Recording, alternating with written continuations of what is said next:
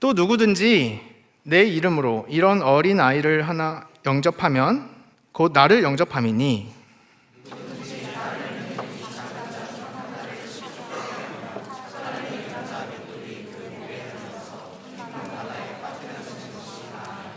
실족하게 하는 일들이 있음으로 말미암아 세상에 화가 있도다. 실족하게 하는 일이 없을 수는 없으나 실족하게 하는 그 사람에게는 화가 있도다.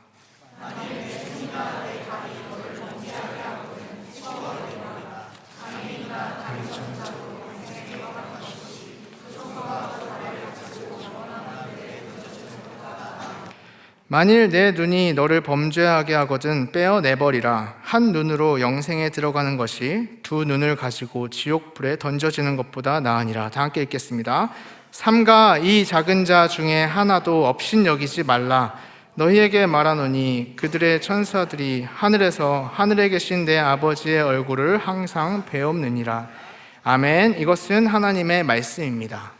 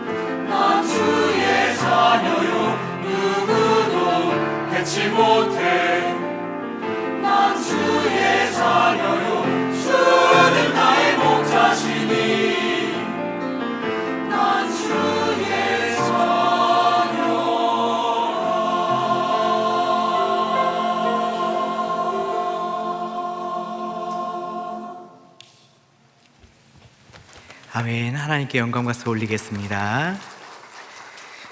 네, 오늘도 아름다운 찬양으로 하나님께 영광 돌린 우리 새벽이슬 찬양대, 그리고 뜨거운 찬양으로 하나님 함께 찬양할 수 있도록 도운 우리 위드유, 그리고 예배를 보이지 않는 곳에서 수고하고 애씀으로 섬기는 모든 분들께 감사드립니다. 네, 여러분, 오늘은 어린이 주일입니다. 그래서 혹시 밖에 교회 학교에서 준비한 여러 가지 놀이들이 있었는데요. 혹시 보셨나요?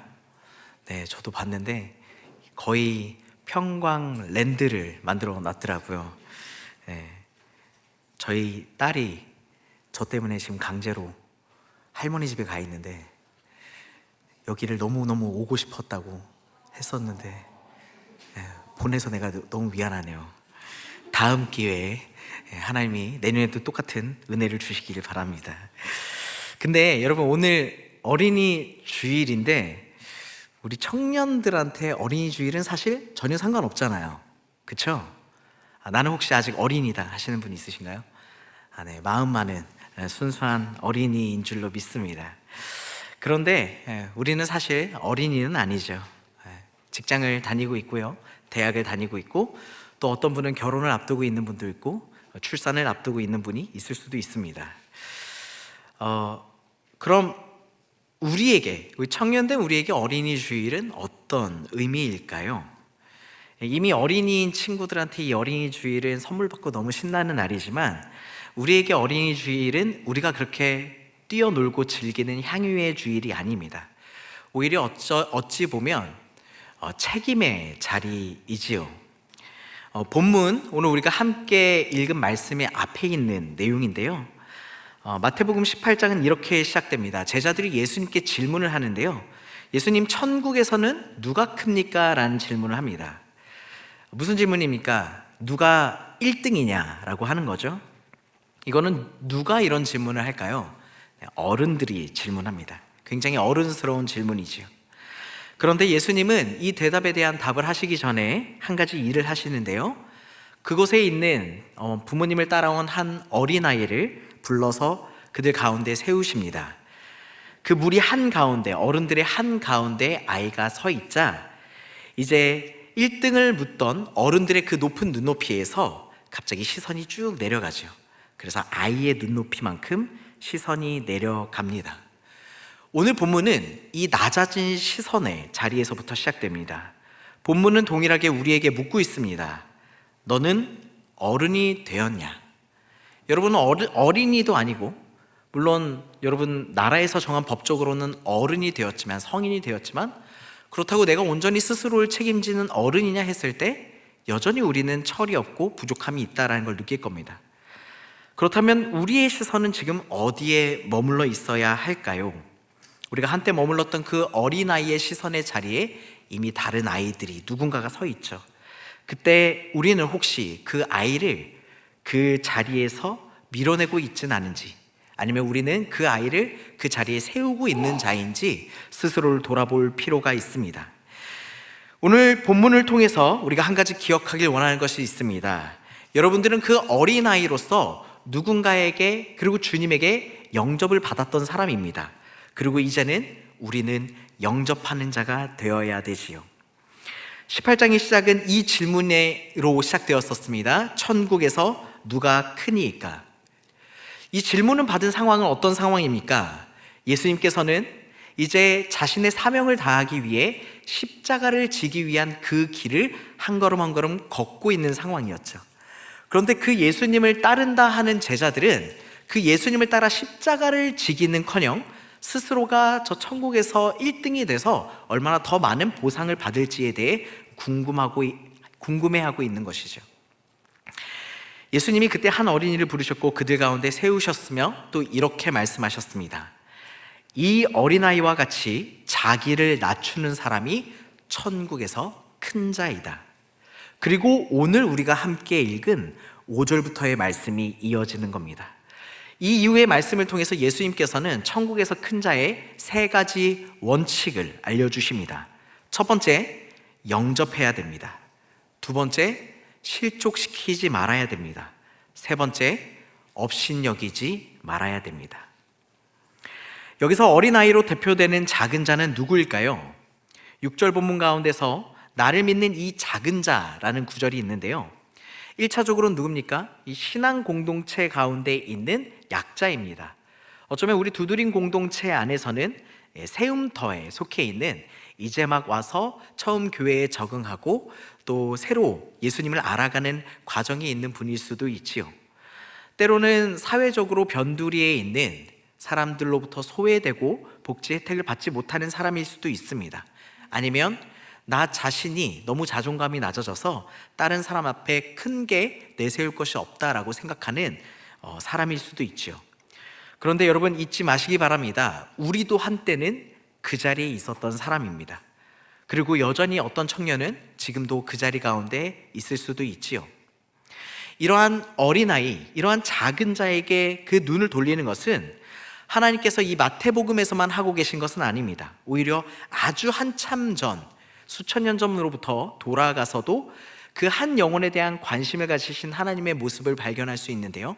그것은 바로 출애굽기입니다. 하나님께서 사랑하는 하나님의 백성들이 이집트에서 노예로서 신음하고 있었고, 하나님은 그들의 신음과 눈물을 듣고 보셨습니다. 그리고 말씀하셨죠. 우리 출애굽기 3장 7절과 8절의 말씀을 제가 읽어드리겠습니다. 여호와께서 이르시되 내가 애굽에 있는 내 백성의 고통을 분명히 보고 그들이 그들의 감독자로 말미암아 부르짖음을 듣고 그 근심을 알고 내가 내려가서 그들을 애굽인의 손에서 건져내고 그들을 그 땅에서 인도하여 아름답고 광대한 땅, 젖과 꿀이 흐르는 땅, 곧 가나안 족속, 헷 족속, 아모리 족속, 브리스 족속, 히위 족속, 여부스 족속의 지방에 데려가려 하노라. 아멘. 하나님께서는 이렇게 작은 자의 신음을 들으시고 친히 내려오신다라고 말씀하시는 분입니다.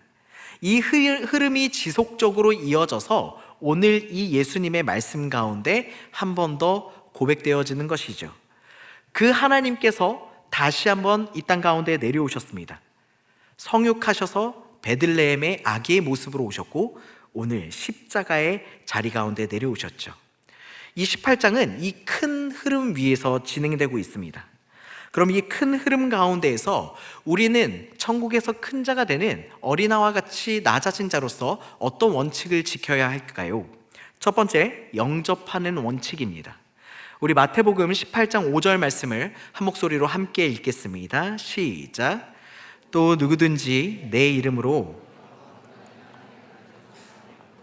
영접함이니. 아멘. 굉장히 짧은 본문이지만 이 안에 굉장히 중요한 진리가 있습니다. 바로 어린아이 하나와 예수님이 하나로 묶여지는 것이죠. 어린아이를 영접하는 것이 주님을 만나는 자리가 되었다라는 것입니다. 여기서 사용된 영접하다라고 하는 단어는 헬라어로 데코마이라는 단어를 사용하고 있습니다. 이 단어는 손님을 우리 집에 초대해서 아주 극진하게 모시는 환대의 모습을 그리고 있습니다. 환대하면 여러분들이 기다리던 귀한 손님이 오면 어떻게 합니까? 그 손님이 문 앞에 멀뚱멀뚱 서 있게 두지 않죠. 먼저 뛰어나가서 심지어는 엘리베이터 타고 문 앞까지 내려가서 그분을 맞이합니다. 그리고 그분을 정중히 모셔서 식탁의 자리까지 모시고 함께 식사를 하며 그분과 교제를 하는 것이죠. 그런데 재미있는 것이 이 당시 유대 사회에서 어린아이는 가장 작은 자였습니다. 그에게는 발언권도 없었고요. 사회적 지위 자체가 미미해서 우리가 잘 알듯이 인구의 개수에 포함되지도 않는 존재였다라는 것이죠. 그런 어린아이를 영접해야 된다라고 예수님께서 말씀하시며 이 제자들, 이 어른들의 틈바구니 안에서 이 어린아이를 가운데 세우십니다. 그리고 말씀하는 것이죠. 이 한 아이를 영접하는 것이 바로 나를 영접하는 것이다. 제자들의 귀에 사실 이 말씀은 참 이해하기 어려웠을 것입니다. 그리스도이신 그분께서 왜 이렇게 작고 사회적 지위도 낮은 어린아이와 자신을 동일하게 취급하는 것일까? 그분 자신이 이 작은 자가 되어서 이 땅 가운데 내려오신 분이기 때문입니다. 이것이 예수님의 사명이었고 이것이 예수님의 정체성이었다라는 것이죠. 완전한 하나님이신 그분이 자신을 비워 종의 형체를 가지셨습니다. 그리고 가장 낮고 천한 베들레헴의 구유 가운데 태어나셨죠. 그 밤 그분은 가장 작은 자였습니다. 어떤 권세도 없었고 힘도 없었고 그저 짐승이 먹는 그 밥그릇 구유에 누워있는 그런 연약한 아기일 뿐이었죠. 그는 처음부터 이 식탁의 가장 끝 가장자리에 앉아있는 소외된 분이셨습니다. 그런데 그분의 일생을 한번 살펴보십시오. 세관에 앉아있는 세리 마태를 부르십니다. 그리고 그날 저녁 마태는 자기 집에 예수님을 초대했는데요, 그 초대된 식탁의 자리에는 누가 앉아 있었습니까? 우리 마태복음 9장 10절 말씀을 우리 한 목소리로 함께 보길 원하는데요, 마태복음 9장 10절입니다. 함께 읽겠습니다. 시작. 예수께서 마태의 집에서 앉아 음식을 잡수실 때에 많은 세리와 죄인들이 와서 예수와 그의 제자들과 함께 앉았더니. 아멘. 세리와 죄인, 그 당시 사회에서 저 사람은 기피해야 되는 대상이다, 좀 우리가 멀리 해야 되고 피해야 되는 대상이다, 좀 모자란 사람이다 라고 비난받고 깎아내림 받던 사람들이었습니다. 그런데 오늘 예수님께서는 그런 그들과 식탁 자리를 함께 하셨다라는 거죠. 그러자 바리새인들이 이 예수님의 모습에 대해서 비난을 하고 항의합니다. 어찌하여 너희 선생은 저 세리와 죄인들과 함께 밥을 먹냐? 그러자 예수님께서 대답하시죠. 마태복음 9장 12절 13절 말씀 함께 읽겠습니다. 시작. 예수께서 들으시고 이르시되 건강한 자에게는 의사가 쓸데없고 병든 자에게라야 쓸데있느니라. 너희는 가서 내가 긍휼을 원하고 제사를 원하지 아니하노라 하신 뜻이 무엇인지 배우라. 나는 의인을 부르러 온 것이 아니요 죄인을 부르러 왔노라 하시니라. 아멘. 예수님은 그 태어나는 순간에서부터 작은 자였고, 그리고 그 일생의 모든 사역 가운데 작은 자들과 함께하는 분이셨다라는 것이죠. 그리고 그는 가장 작은 자의 자리에서 돌아가셨습니다. 바로 십자가에서 말이죠. 그러므로 이 5절에서 이 가장 작은 자로 취급받던 어린아이와 예수님이 자신을 동일시하는 것은 그 예수님의 정체성에 너무나도 맞는 말입니다. 그분은 스스로 작은 자가 되셨기 때문에 작은 자들이 그 예수님의 형상을 가질 수 있는 것이지요. 그런 그들을 영접하라 라고 말씀하셨습니다. 그리고 이 예수님의 말씀을 매우 잘 실천한 이 대한민국의 믿음의 선배가 계십니다. 그분은 누구냐면 바로 손양원 목사님이죠. 제가 일전에 설교 때도 한번 말씀드린 적이 있는데 사랑의 원자폭탄이라고 하는 별명을 가진 분이십니다. 그분은 왜 그렇게 사랑이 많았을까요? 그분은 여수에 있는 애양원이라고 하는 곳에서 사역을 했습니다. 이 애양원이라는 것은 한센병, 나병이라고 하는 것이죠. 한센병 환자들을 위한 시설이었습니다. 그 당시에 한센병 환자에 대한 약이 아직 개발되지 않았기 때문에 그들은 사회에서 가장 낮고 비천한 자리에 있는 사람이었습니다. 왜냐하면 그 가족들도 그 사람을 더 이상 받아줄 수 없기 때문에 버림받은 자들이었기 때문이죠. 그들은 가정에서 쫓겨났고요, 그들이 살고 있는 마을 공동체에서도 쫓겨난 사람이었습니다. 그런데 그런 사람들을 모아서 이 손양원 목사님은 함께 식탁의 교제를 나누었습니다. 그들과 함께 먹고, 그들과 함께 자고, 그들과 함께 예배를 드리셨죠. 이런 손양원 목사님께서 평소 자주 하시던 말씀이 있었다라고 합니다. 이 사람들을 사랑하는 것이 곧 예수님을 사랑하는 것이다. 이 사람들을 사랑하는 게 바로 예수님을 사랑하는 것이기 때문이다라는 것입니다. 이 예수님의 말씀을 그대로 살아내신 것이죠. 저는 사랑하는 우리 평강교회 청년부, 우리 두드림 공동체가 그런 공동체가 되기를 기도합니다. 한 시대의 큰 자들이 깎아내리던 그 사람들을 이 식탁의 가운데에 앉혔던 손양원 목사님처럼, 그리고 그 식탁에 마태가 자기 집에 차린 그 식탁의 연장선상으로서 예수님과 세리와 죄인들이 함께 있었던 것처럼 우리도 그런 소외되고 연약한 자들과 함께하는 공동체가 되길 바랍니다. 여러분, 혹시 아직 이 교회의 가장자리에서 가운데로 나오지 못하고 있는 지체가 혹시 보이진 않으십니까? 만약 그런 분들이 보이신다면 어린아이와 같이 그 작은 지체를 영접하시기 바랍니다. 마치 주님을 영접하는 것처럼 귀하게 여기길 바랍니다. 그리고 그들을 이 식탁의 자리, 예배의 자리, 셀 모임의 자리, 사역의 자리로 초청하길 바랍니다. 그리고 그들을 존귀히 여기며 그들과 함께할 때 우리는 우리 안에 살아 역사하시는 주님을 영접하는 것이 됩니다. 바라기는 그 작은 자들을 영접함으로 말미암아 매일의 삶 가운데 주님을 영접하는 저와 여러분이 되길 주님의 이름으로 축복합니다. 두 번째 원칙은 실족시키지 말라입니다. 우리 마태복음 18장 6절 말씀을 한 목소리로 함께 읽겠습니다. 누구든지 나를 믿는 이 작은 자 중 하나를 실족하게 하면 차라리 연자맷돌이 그 목에 달려서 깊은 바다에 빠뜨려지는 것이 나으니라. 아멘. 본문의 톤이 막 환대하고 영접하고 막 어린아이 나오고 굉장히 밝았다가 갑자기 급 무거워지는 것이죠. 식탁의 환대의 자리에서 갑자기 깊은 바다의 형벌의 자리로 바뀝니다. 여기서 사용된 실족시키다라는 단어는 헬라어로 스칸달리조라고 하는 단어를 쓰고 있습니다.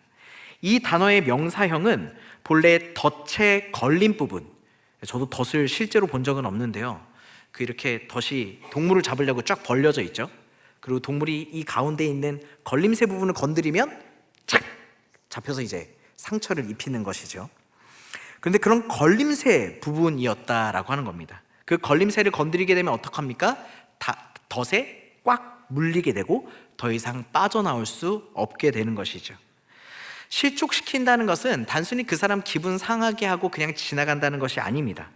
누군가의 신앙의 길에 덫을 놓고 그가 옴짝달싹 할 수 없고 그 자리 가운데 주저앉게 만든다라는 것이죠. 또한 여기서 사용된 연자맷돌은 곡식을 가는 큰 돌입니다. 제가 이미지를 하나 준비했는데 하나 보여주시면 좋겠습니다. 네, 이게 이제 유대 사회 때 사용됐던 연자맷돌이라고 합니다. 저는 사실 이제 연자맷돌이라고 하니까 저희 한국적인 정서에서 이제 저희 할머니가 이제 매주 쓸 때 쓰는 이렇게 돌로 이렇게 돌리는 작은 걸 사용했는데, 저거는 거의 뭐 사람 몸 반만 하죠.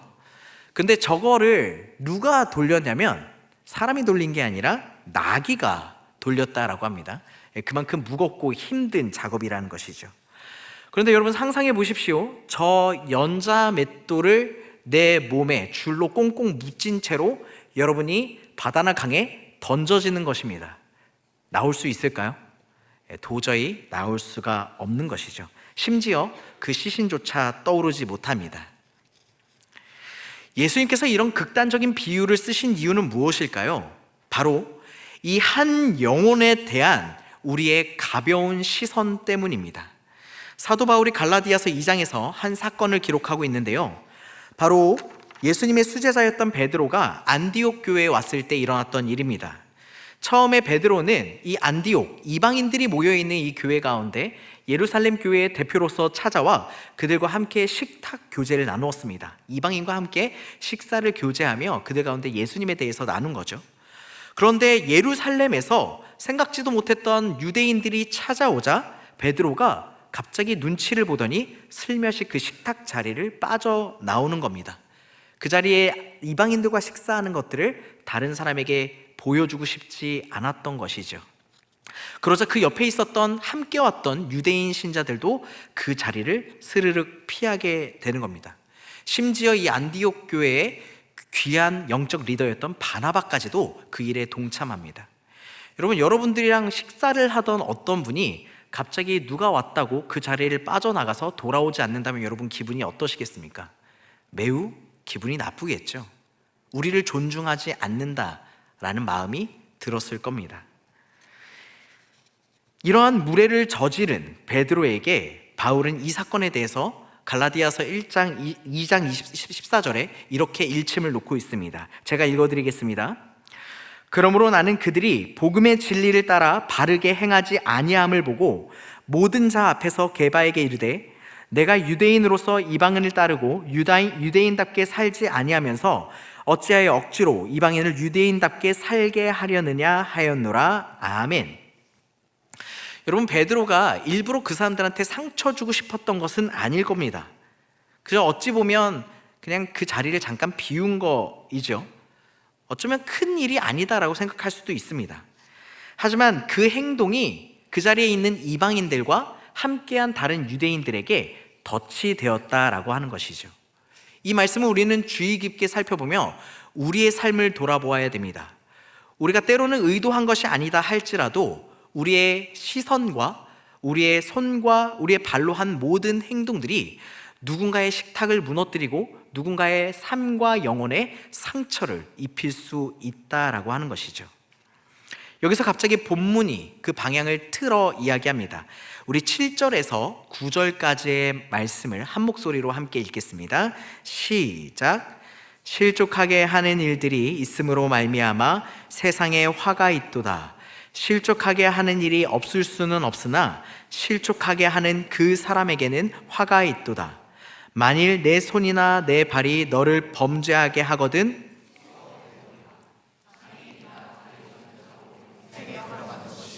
두 손과 두 발을 가지고 영원한 불에 던져지는 것보다 나으니라. 만일 내 눈이 너를 범죄하게 하거든 빼어내버리라. 한 눈으로 영생에 들어가는 것이 두 눈을 가지고 지옥불에 던져지는 것보다 나으니라. 아멘. 방금 전까지는 그 베드로의 이야기를 통해서 그리고 한 어린 영혼을 실족하면 안 된다라고 얘기하고 있습니다. 그런데 이제는 더 구체적으로 나아가는 것이지요. 그 뒤에 너 자신의 손과 발과 눈에 대해 집중하고 있습니다. 도대체 왜 그런 걸까요? 이 연결고리가 있는데요.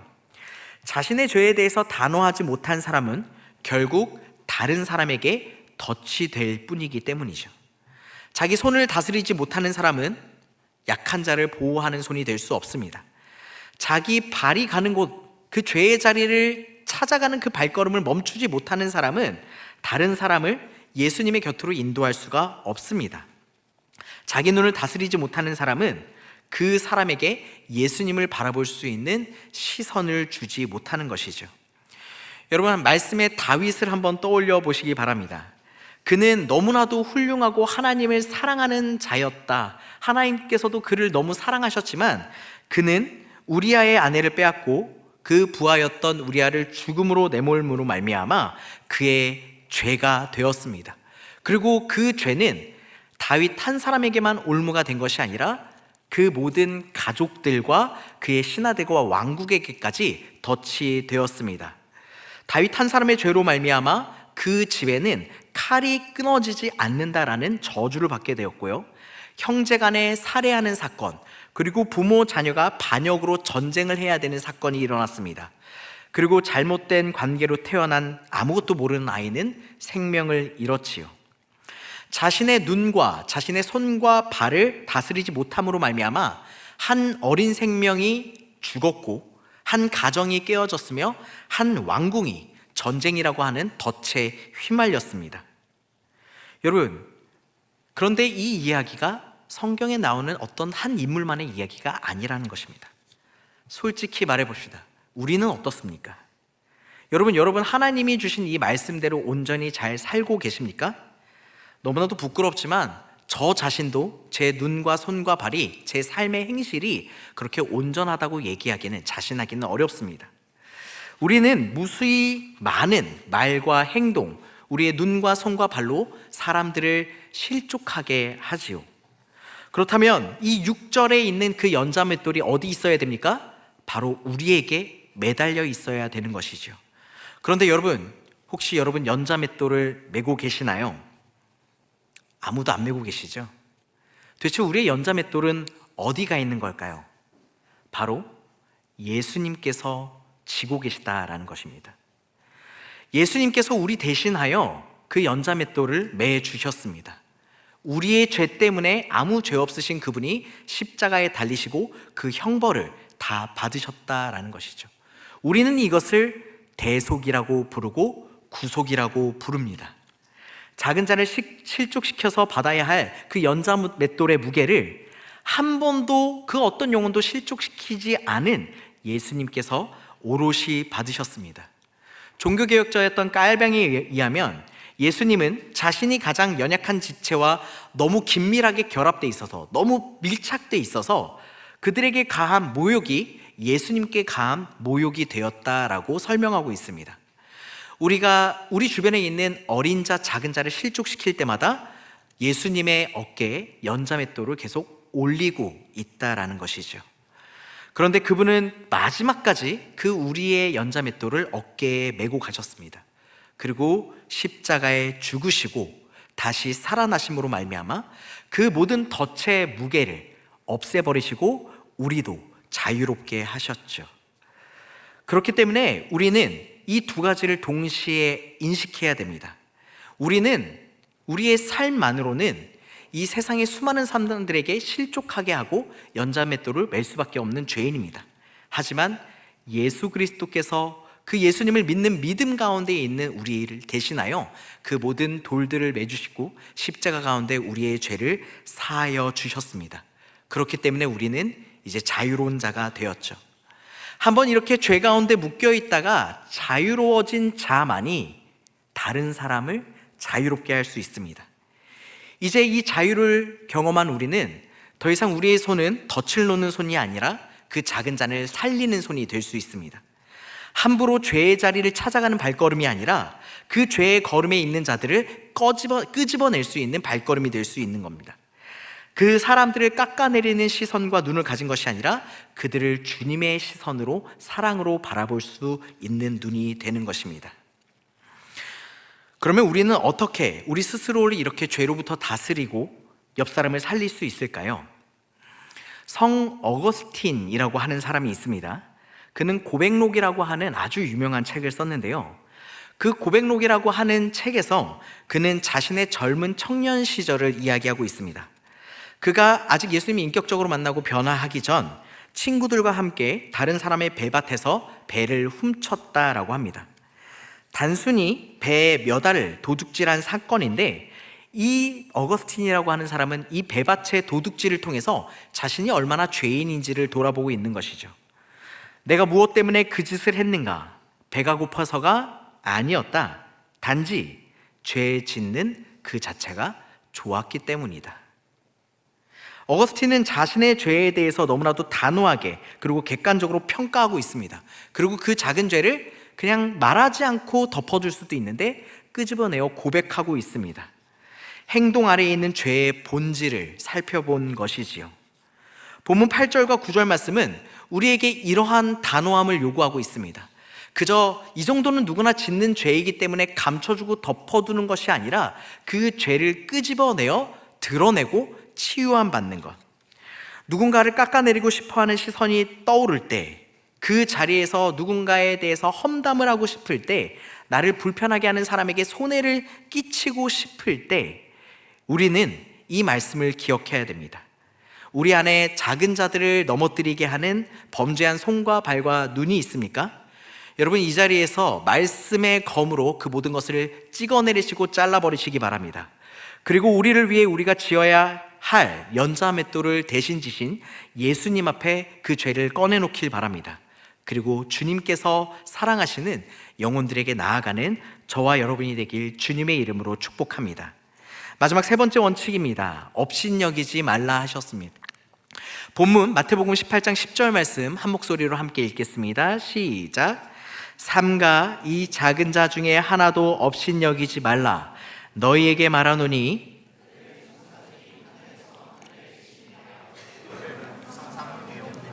아멘. 업신여기다라는 것은 아래로 끌어내려 보다라는 뜻을 가집니다. 누군가를 자기 밑으로 두고 사람들을 보는 아주 나쁜 시선이지요. 여러분, 말이나 행동은 그래도 좀 통제가 됩니다. 그런데 눈빛, 시선만큼은 통제가 잘 안 됩니다. 눈은 마음의 창이라고 했죠. 그래서 시선은 표정이 드러나기 전에 이미 마음 자세에서 끝나버린 겁니다. 제가 이 본문 묵상하면서 참으로 회개를 많이 했는데, 제가 겉으로는 되게 선량한 척하고 사랑합니다, 축복합니다 말도 잘하고 막 웃고 다니는데 속으로는 굉장히 교만해서 다른 사람들을 정죄할 때가 많습니다.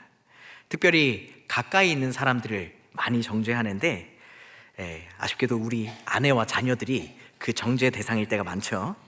그런데 어느 날 저희 아내가 저한테 그런 말을 했습니다. 아니, 그렇게 목사님이 돼서 입으로는 위로의 말을 한다, 그리고 때로는 이해한다, 공감한다 말하면서도 저의 눈빛에서 우리 아내가 자기를 정죄하는 걸 느낀대요. 경멸이 담겨 있다고. 근데 그 눈빛이 하는 말이 아니라 그 눈빛과 그 말하는 것과 행동이 너무 다른 걸로 말미암아 상처를 받는다라고 말하는 거죠. 도대체 제가 왜 이렇게 사랑하는 사람들을 정죄할까 생각을 해봤는데 하나님을 두려워하지 않기 때문입니다.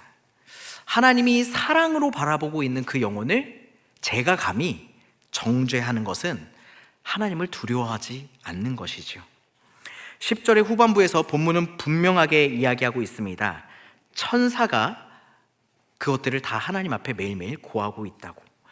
천사는 어떤 역할을 하는 존재입니까? 하나님 찬양하는 존재이지요. 그런데 동시에 하나님의 소식을 우리 인간들에게 전하는 심부름꾼 역할도 합니다.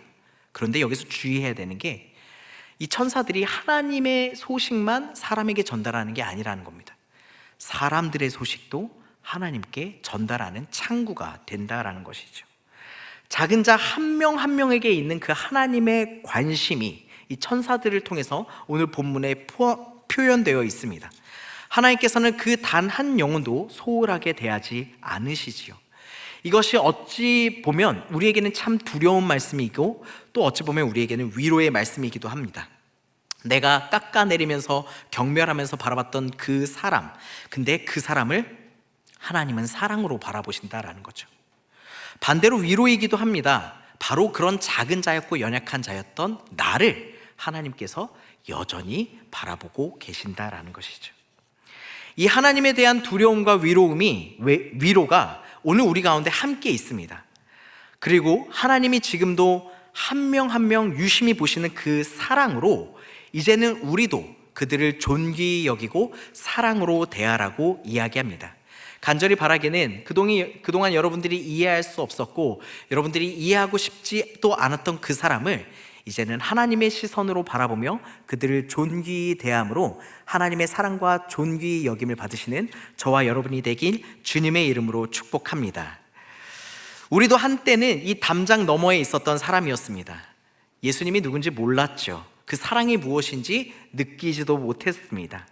그런데 그런 우리에게 예수님께서 먼저 찾아오시고 우리를 위해 십자가를 져 주셨습니다.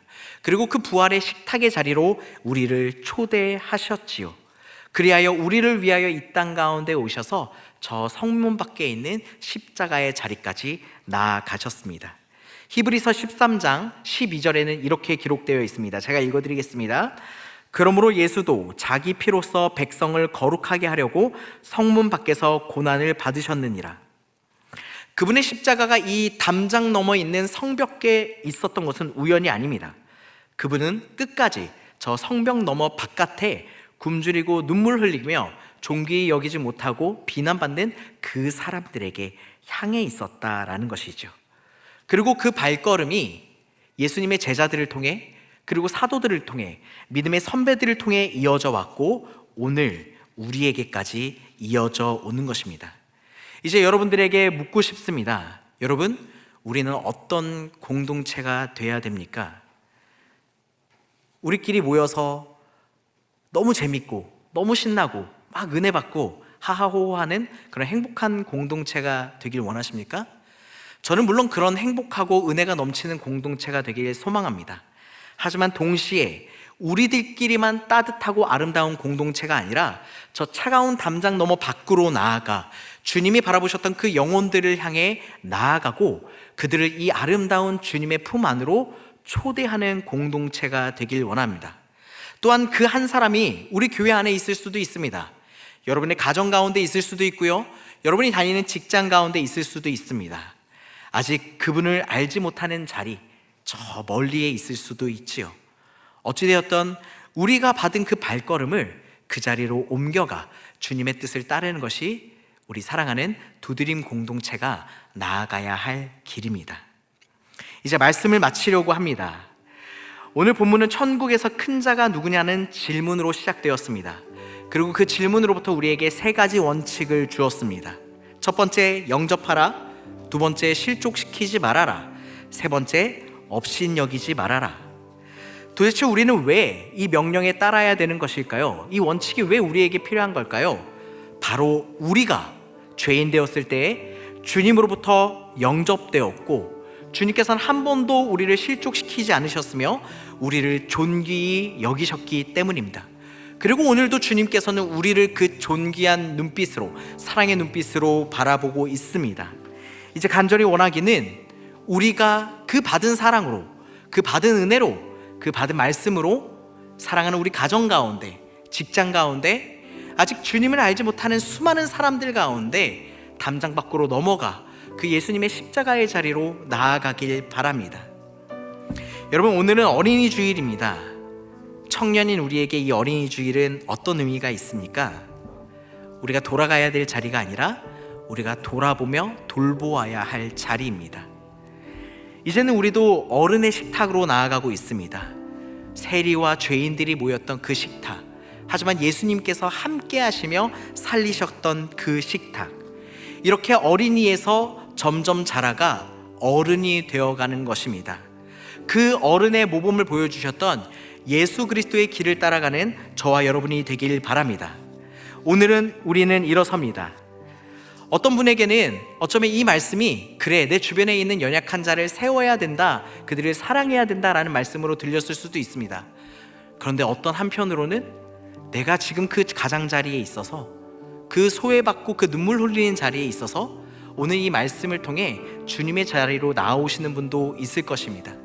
간절히 바라기는 정말로 그 예수님이 부르신 그 가운데 서 있었던 어린아이의 자리에 여러분들이 나오시길 바랍니다. 그리고 그 아이를 세우셨던 예수님처럼 이제 우리도 그들을 세워주길 바랍니다. 이렇게 주님 안에 살아나며 함께 서로를 세워줌으로 말미암아 세상 가운데 하나님의 복음의 빛을 전하는, 그리하여 작은 자 중에 있는 그 연약한 한 사람을 향해 나아가는 저와 여러분이 되기를 주님의 이름으로 축복합니다. 함께 말씀을 기억하며 함께 찬양하고 기도하길 원합니다. 식탁의 가장자리에 있었던 어린아이와 같은 우리를 주님께서 가운데 세우시고 우리를 찾아주셨습니다. 이제는 우리가 그 영혼들을 찾아가겠다고 함께 결단하며 찬양하겠습니다.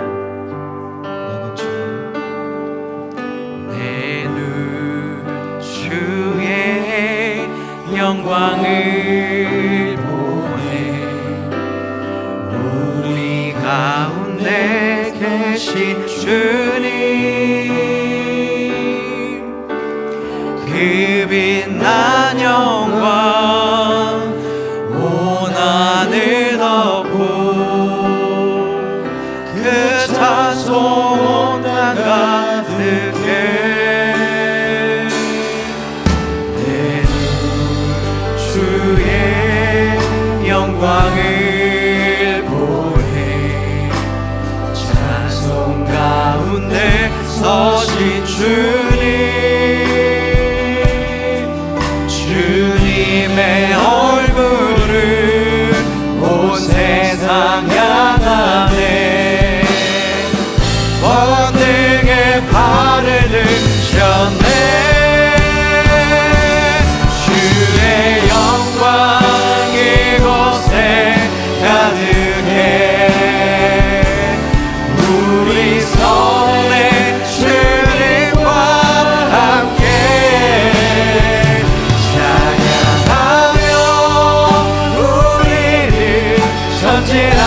전진하리, 모든 열방 주 볼 때까지, 주의 영광 이곳에 가득해, 우리 손에 주님과 함께 찬양하며 전진하리, 모든 열방 주 볼 때까지, 주의 영광 이곳에 가득해, 우리 손에 주님과 함께 찬양하며 우리를 전진하리, 모든 열방 주 볼 때까지. 이 시간 말씀을 기억하며 우리 두 가지 제목으로 함께 기도하길 원합니다. 첫 번째 제목입니다. 주님, 내가 영접받은 자임을 깨닫게 하여 주시옵소서. 예수님께서 그 어른들 사이에 세우셨던 그 한 어린이, 그 작은 자가 저였습니다. 주님께서는 저를 사랑하시고 환대하여 주시고 실족치 않게 하시며 하나님 존귀히 여겨주셨습니다. 내가 나를 낮게 여길지라도 세상이 나를 부족한 자라고 비난하는 그 자리 가운데서도 주님은 우리를 사랑하여 주시고 지금도 우리를 바라보고 계시며 사랑하여 주십니다. 주님, 그 사랑을 깨달아 주님 앞에 온전히 거룩함으로 나아가는 거룩한 주의 백성이 되게 해달라고 이 시간 주님의 이름 크게 외치며 함께 기도하며 나아가겠습니다. 주여!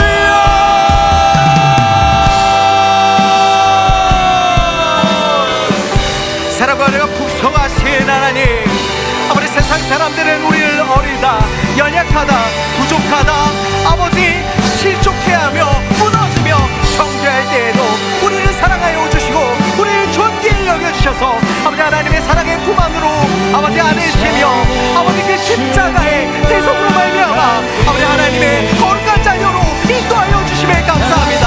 아버지, 이 시간 아버지 자리에 고개 숙일 사랑하는 우리 청년한 사람을 그 거룩한 하나님의 보혈로 감추고 살게 거룩한 영혼임을 기억하며 아버지 우리가 하나님 앞에 사랑받는 아버지 그 정체성을 회복해 가게 하여 주시옵소서.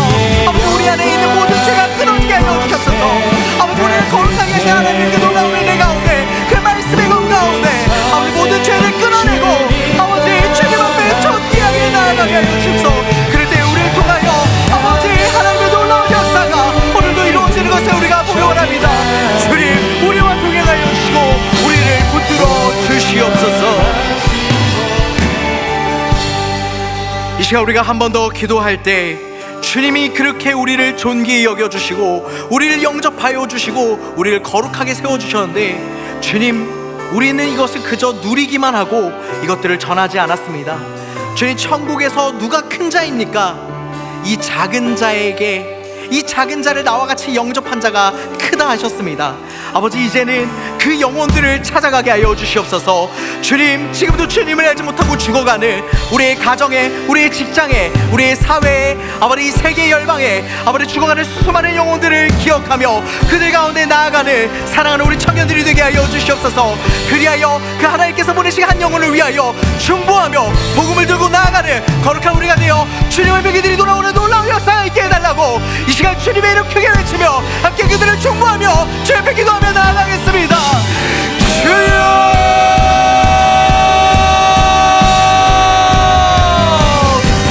주님, 그렇게 우리는 주님의 놀라운 사랑과 은혜 가운데 주님께 동행하며 거룩함 가운데 나아갔지만 아직도 주님을 알지 못하고 죽어가는 수많은 영혼들이 있습니다. 주님, 주님께서 떠오르게 하시는 그 한 사람, 그 한 영혼, 아버지 그들을 위하여 이제 우리가 나아가게 하여 주시옵소서. 거룩한 손과 거룩한 발과 거룩한 눈이 되어 아버지 그 작은 어린아이와 같은 작은 영혼을 향하여 나아갈 때 주님께서 우리와 함께 하시며 우리를 붙들어 주시는 줄 믿습니다. 그 한 사람의 이름을 마음에 새기고 한 주간 살아갈 때 그들을 위해 기도하게 하여 주시옵소서. 한 번이라도 먼저 전화하게 하시고 한 줄이라도 먼저 연락하게 하시고 그들을 위하여 아버지 주님을 쓰고 수고하게 하여 주시옵소서. 아버지 선영호 목사님의 안수병 환자들에게 다가갔던 아버지 예수 그리스도께서 저 세리와 죄인들을 향해 나아갔던 그 식탁의 자리로 나아가 그들을 초청하며 그들을 주 앞에 놓을 때 아버지 우리 사랑하는 그들의 공동체가 우리 평강교회가 아버지 하나님의 교회가 하나님의 놀라운 은혜와 사랑으로 부흥하는 줄로 믿습니다. 아버지 우리 가운데 하나님의 놀라운 아버지 나라가 이 땅 가운데 이루어지는 것을 보게 하여 주시옵소서. 우리의 작은 입술에 그 복음의 말이 아버지 메아리가 되어 전 세계를 울리며 아버지 땅 끝까지 하나님의 나라가 아버지 전해지는 놀라운 역사가 이루어지도록 주님 우리를 붙들어 주시고 함께하여 주시옵소서.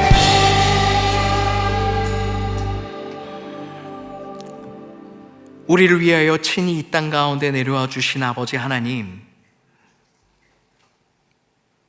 죄인이라 연자맷돌을 메고 저 바다에 빠져야 되는 우리를 구원하기 위해 예수 그리스도께서 이 땅에 오시고 십자가의 보혈을 흘리심으로 그 모든 돌들을 제거해 주셨습니다. 그리고 믿는 우리 가운데 부활의 생명을 허락하여 주셨습니다. 우리가 그 생명 받은 자임을 잊지 않게 하여 주시옵소서. 하나님께 영접받았고 하나님으로 말미암아 대속받았고 하나님께 존귀히 여긴 자라는 정체성을 기억하게 하여 주시옵소서. 이제 그 정체성을 가지고 세상 가운데 나아가길 원합니다. 가정에서, 학교에서, 직장에서, 삶의 자리자리에서 저 담장을 넘어 지금도 울부짖고 있는 그 영혼들을 주님의 손이 되어, 주님의 발이 되어, 주님의 눈을 가지고 찾아갈 때 우리를 통하여 그 영혼들이 주께 돌아오는 놀라운 역사가 있게 하여 주시옵소서. 우리 두드림 공동체가 그런 공동체 되길 원합니다. 예수 그리스도를 품은 공동체, 예수 그리스도의 복음을 가지고 나아가는 공동체, 그러므로 말미암아 예수의 이름을 높이는 공동체 되게 하여 주시옵소서. 오늘도 가장 작은 자가 되셔서 우리 가운데 오셨다, 가장 큰 자로 다시 부활하신 우리 구주 예수 그리스도의 이름으로 기도합니다. 아멘.